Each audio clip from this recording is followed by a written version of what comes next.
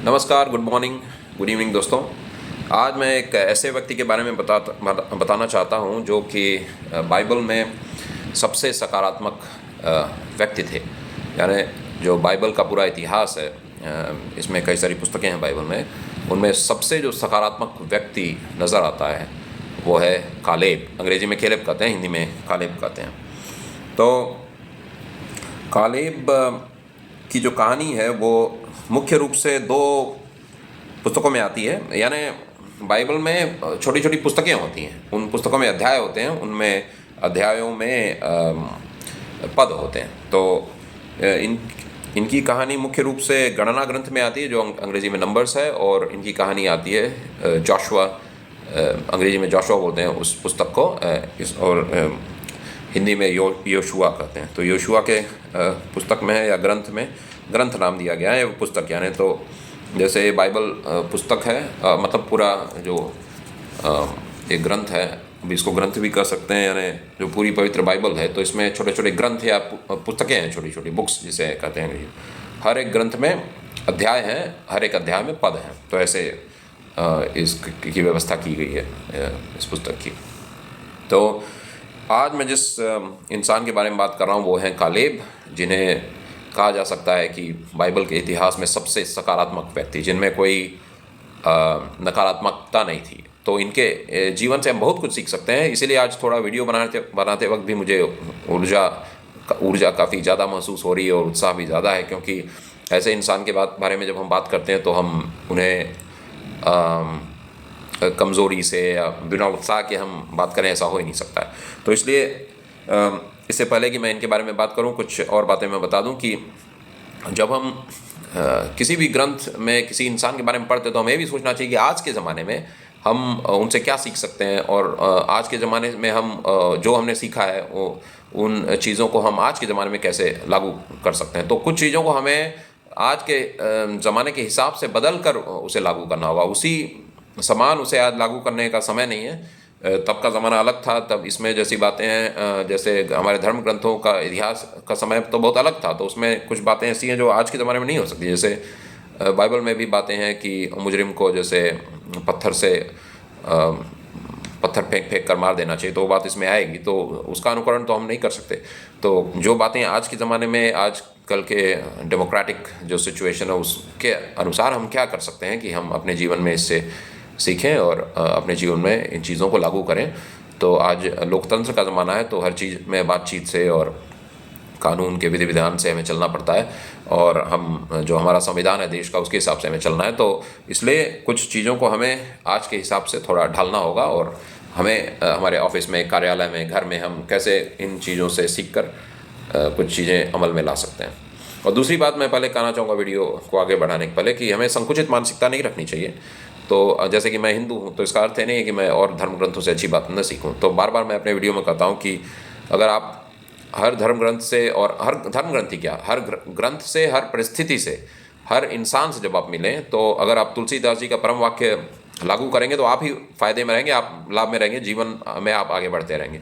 एक चीज़ दूसरों से मिले, परिस्थितियों से मिलें और परिस्थितियों का सामना करें, और किताबें पढ़ें, कोई भी किताब, धर्म ग्रंथ हो, चाहे राजनीति का ग्रंथ हो, अर्थशास्त्र का हो, इतिहास हो, कोई भी ग्रंथ हो, आप पढ़ें तो तुलसीदास जी का परम वाक्य लागू करें, जिसका अर्थ यह है कि मतलब एक भला आदमी अच्छी चीज़ों को खींच लेता है, और जो उसको बुरी लगती है या जो उसको लगता है जो आज के ज़माने के लिए ठीक नहीं है, या किसी भी रीति से वो समझता है कि उसके लिए अभी उस परिस्थिति में, जिस परिस्थिति में है वो, उस परिस्थिति में उसके लिए वो काम की चीज़ नहीं है, तो उसको छोड़ दे, त्याग दे और अच्छी बात ले ले। तो आप किसी से मिलें, उसके अच्छे गुण से सीखें।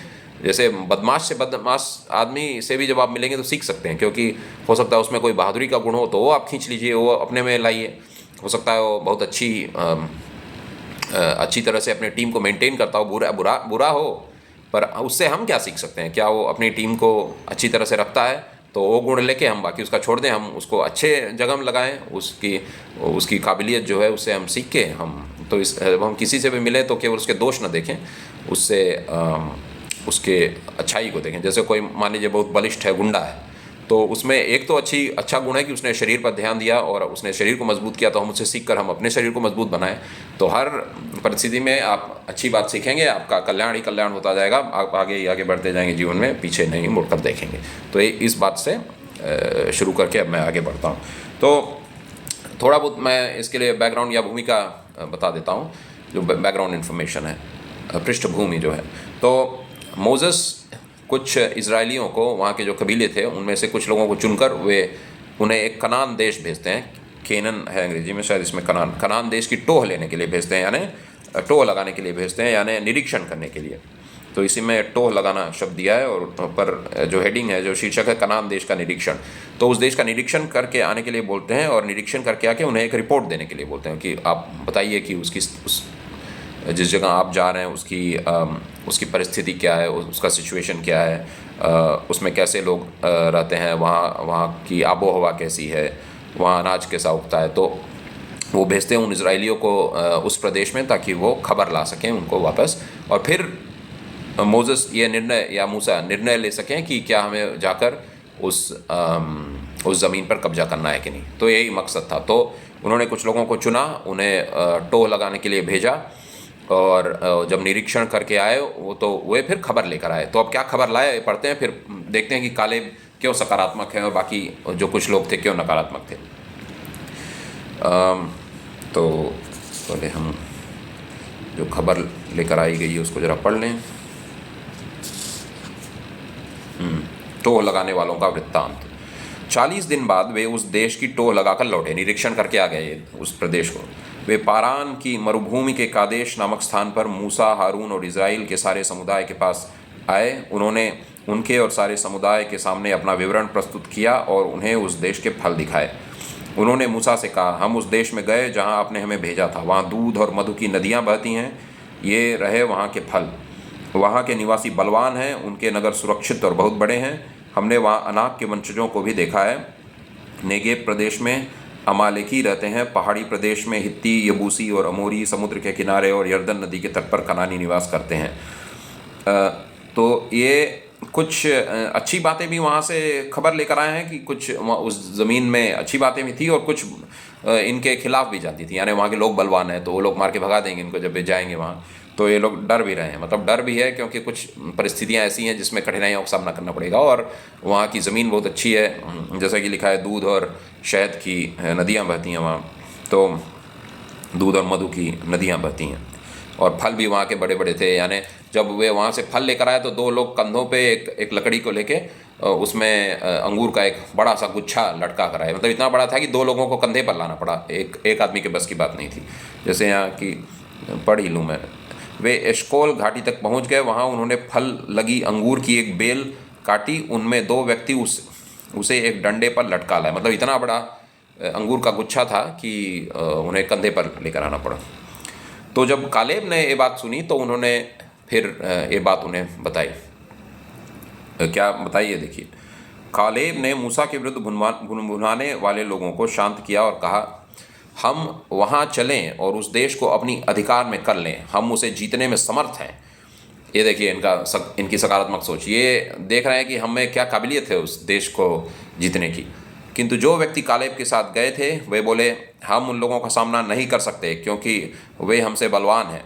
वे जिस देश की टोह लगा चुके थे उसकी निंदा करने लगे और बोले, हम जिस देश की टोह लगा चुके हैं वह एक ऐसा देश है जो अपने निवासियों को खा जाता है। हमने जिन लोगों को वहाँ देखा है वे सब बहुत लंबे कद के हैं।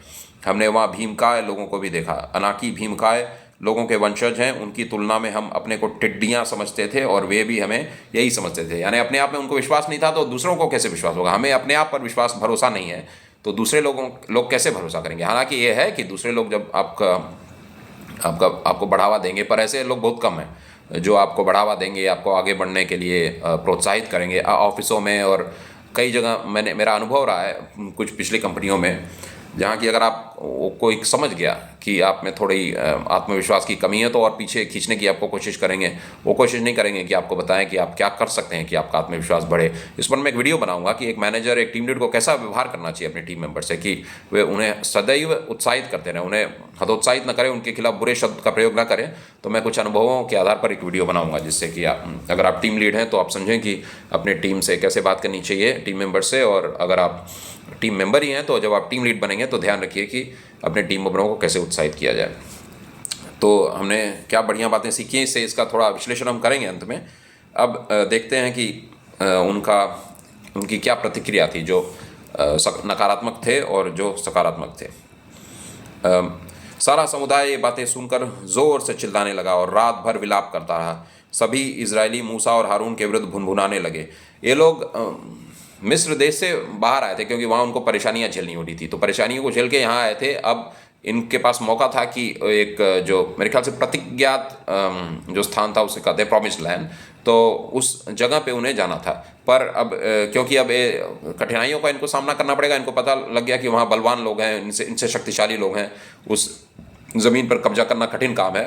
तो भुनभुनाने लगे, ये वापस सोचने लगे कि हम तो पहले ही ठीक थे अपने मिस्र देश में ही जहाँ परेशानियों को झेलना था, पर हम वहाँ थे। तो सभी इजरायली मूसा और हारून के विरुद्ध भुनभुनाने लगे। सारे समुदाय ने उनसे कहा, अच्छा होता कि हम मिस्र देश में ही मर गए होते या उसी उजाड़ खंड में मर जाते। प्रभु हमें उस देश में क्यों ले जाना चाहता है?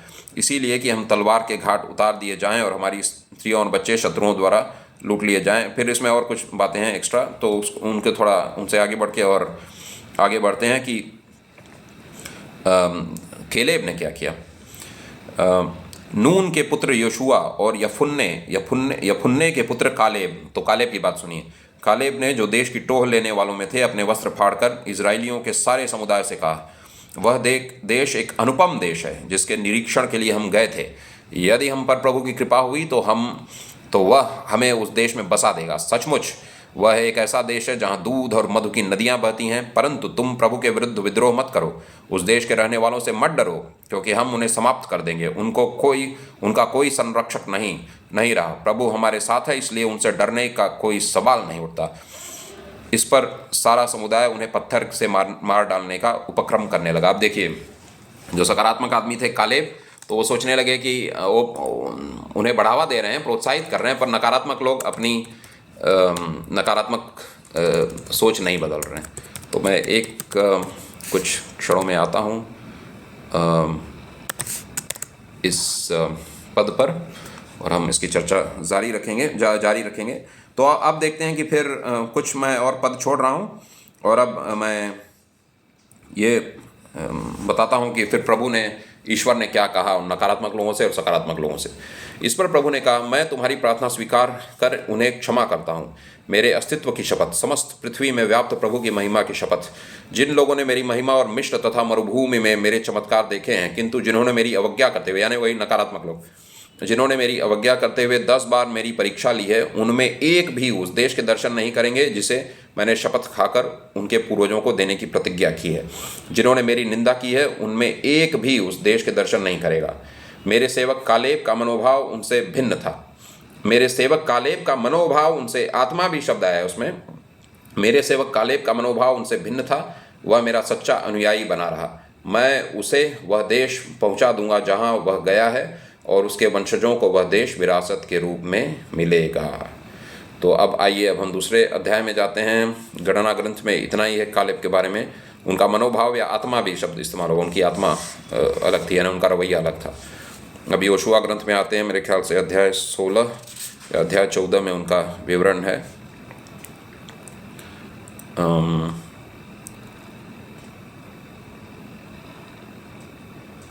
मैं तो 14 या 16 में है उनकी कहानी।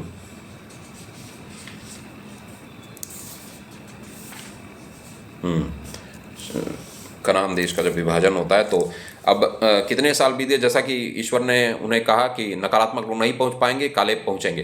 तो अब 45 साल बीतने के बाद की अब कथा आगे बढ़ रही है। क्या 45 साल बाद भी कालेब अपने आत्मविश्वास को उसी तरह बना के रखे हैं? क्या वे अभी भी सकारात्मक है? बूढ़े हो गए हैं, 85 साल के हो गए हैं, क्या अभी भी वे सकारात्मक हैं? तो इनसे अब देखिए क्या हम सीख सकते हैं। उस समय यूदा के वंशज गिलगाल में योशुआ के पास आए और यफुन्ने के पुत्र कनिजी कालेब ने उससे कहा, हम कालेब कर रहे हैं योशुआ से, आपको मालूम है कि प्रभु ने कादेश बनिया में मेरे और आपके विषय में ईश्वर भक्त मूसा को क्या आज्ञा दी थी। उस समय मैं 40 वर्ष का था। अब प्रभु के सेवक मूसा ने मुझे कादेश बनिया से देश का भेद लेने, क्षमा कीजिए, जब प्रभु, उस समय मैं 40 वर्ष, जब ये बातें हुई थी कालेब के साथ, जब वो सही रिपोर्ट लेकर आए थे उस स्थान के बारे में, तो उस समय 40 साल के थे। उस समय मैं 40 वर्ष का था जब प्रभु के सेवक मूसा ने मुझे कादेश बनिया से देश का भेद लेने भेजा था और मैंने उन्हें सही जानकारी दी थी। जो भाई मेरे साथ गए थे उन्होंने लोगों को हतोत्साह कर दिया था, किंतु मैं प्रभु अपने ईश्वर का सच्चा अनुयायी बना रहा। उस दिन मूसा ने यह शपथ खाई थी, जिस भूमि पर तुमने पैर रखा वह सदा के लिए तुम्हारा तथा तुम्हारे पुत्रों का दाया भाग हो जाएगी, क्योंकि तुम प्रभु मेरे ईश्वर के सच्चे अनुयायी बने रहे। देखिए, जैसा प्रभु ने कहा था उसने उस समय से आज तक मेरे जीवन की रक्षा की है। 45 वर्ष बीत गए हैं। 45 वर्ष जब सब इजरायली उजाड़ खंड में रहते थे और प्रभु ने मूसा से यह कहा था, और अब मैं 85 वर्ष का हूँ। 85 वर्ष के हो गए हैं। 45 वर्ष की बात है, तब 40 के थे, अब 85 वर्ष के हैं। मैं आज भी उतना ही बलवान हूँ जितना उस समय था जब मूसा ने मुझे भेजा था। अब भी मुझ में युद्ध में भाग लेने की उतनी शक्ति है जितनी उस समय थी। इसलिए अब मुझे वह पहाड़ी प्रदेश दीजिए। ये उनका जीवन का लक्ष्य था, पहाड़ी प्रदेश पाना।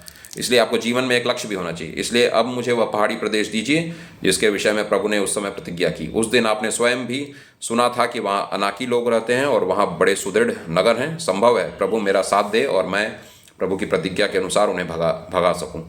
इस पर योशुआ ने उसे आशीर्वाद दिया और यफुन्ने के पुत्र कनिजी कालेब को हेब्रोन दाएं भाग के रूप में दे दिया। तो ये है कथा कालेब की। अब आइए जल्दी से, थोड़ा वीडियो लंबा हो गया क्योंकि कुछ अंश मैंने पढ़े हैं इसमें, मतलब लंबे अंश पढ़े हैं, पदों की संख्या थोड़ी ज़्यादा हो गई पढ़ने में। तो अब मैं बस अंत करता हूँ इस वीडियो का। तो कालेब से हम क्या सीखते हैं? कालेब बाइबल के इतिहास में सबसे सकारात्मक व्यक्ति थे। वे किसी स्थिति का जब आकलन करते थे तो उसमें सकारात्मक पक्ष पर ध्यान देते थे। तो आप भी जीवन में ये सीख सकते हैं, जब आप किसी परिस्थिति का आकलन करें, जैसे कुछ नया काम करने जा रहे हैं तो उसका आकलन कर रहे हैं, तो कुछ चीज़ें आपके खिलाफ जाएंगी तो नकारात्मक चीज़ होंगी, कुछ आपके आपके पक्ष में रहेंगी, कुछ पक्ष में रहेंगी, कुछ विपक्ष में रहेंगी। जो आपके पक्ष की बातें हैं, जो आपके फेवर की बातें हैं, तो उन पर आप ध्यान रखिए। तो कालेब ने भी यही किया। वो बे ध्यान दिए कि इस ज़मीन पर कब्जा करने के फ़ायदे क्या हैं। वहाँ दूध है, मधु है, वहाँ बड़े बड़े फलदार पेड़ हैं।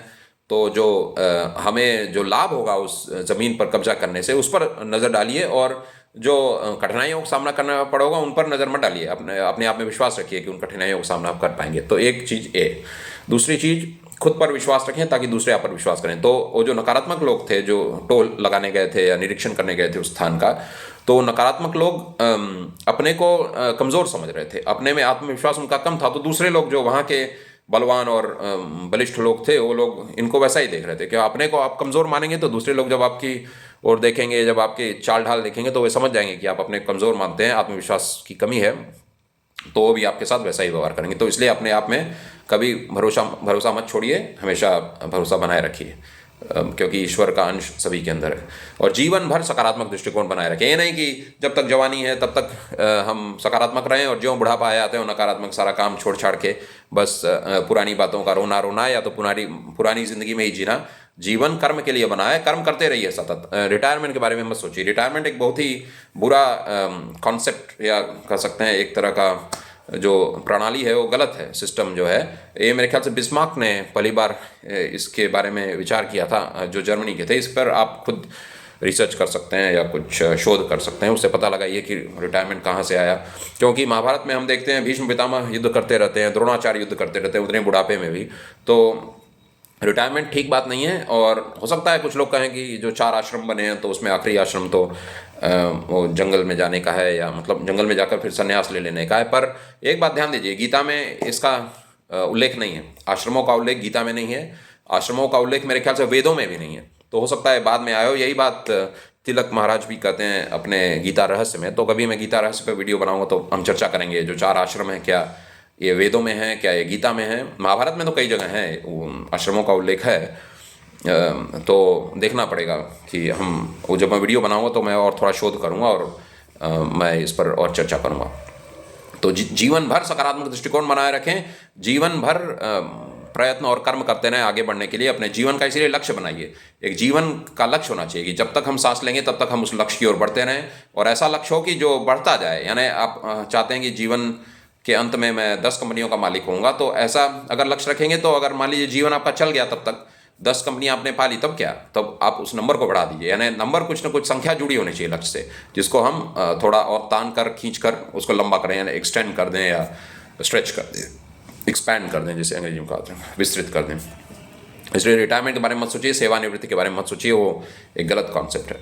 और एक व्यक्ति को जो दूसरे से अलग करता है वह उसका शरीर नहीं है। यानी शरीर तो चलिए कोई बड़ा होगा, कोई ऊंचा होगा, कोई छोटा होगा, कोई मोटा होगा, कोई पतला होगा, ये तो शरीर की बनावट है, पर शरीर के अंदर का जो कार्य है वो तो एक जैसा ही है। मतलब हाथ पैर हैं हमारे, आंखें हैं, हमारा हार्ट है, हमारी किडनी है, और हमारे शरीर के अंग हैं जो उसी तरह काम करते हैं जैसे कि दूसरों के।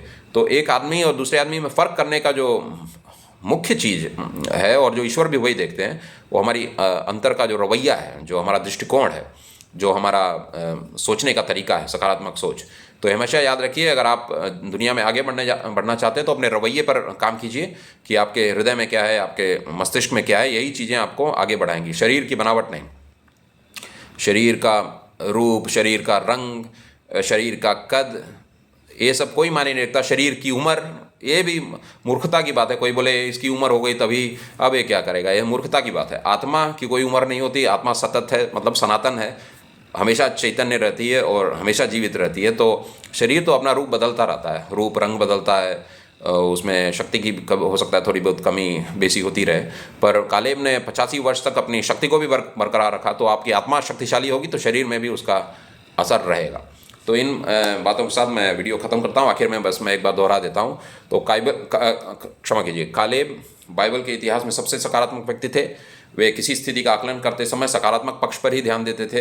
वे खुद पर विश्वास रखते थे और इसीलिए दूसरे लोग भी उन पर विश्वास करते थे। या ऐसा कह सकते हैं कि नकारात्मक लोग अपने आप पर विश्वास नहीं कर रहे थे, इसलिए दूसरे लोग भी उन पर विश्वास नहीं कर रहे थे। जीवन भर सकारात्मक दृष्टिकोण बनाए रखें और सेवानिवृत्ति के बारे में मत सोचिए, रिटायरमेंट के बारे में मत सोचिए। और एक व्यक्ति को जो एक व्यक्ति को दूसरे व्यक्ति से जो बात अलग करती है वो रूप रंग, शरीर की बनावट, ये सब नहीं है। उसका जो रवैया है, मानसिक रवैया, आप अगर सकारात्मक सोच वाले हैं तो आपका शरीर की बनावट कुछ भी हो, रूप रंग कुछ भी हो, आप जीवन में सफल ही होंगे, कोई नहीं रोक सकता है आपको। तो यही बातें आपसे कुछ बयान करनी थी।